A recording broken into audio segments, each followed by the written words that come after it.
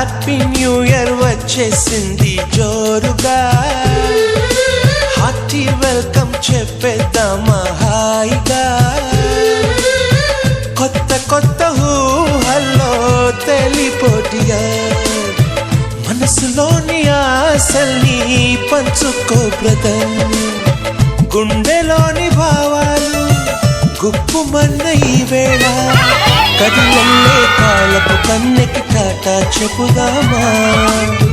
జనవరితో అడుగులు వేస్తూ ముందుకి పోదామా.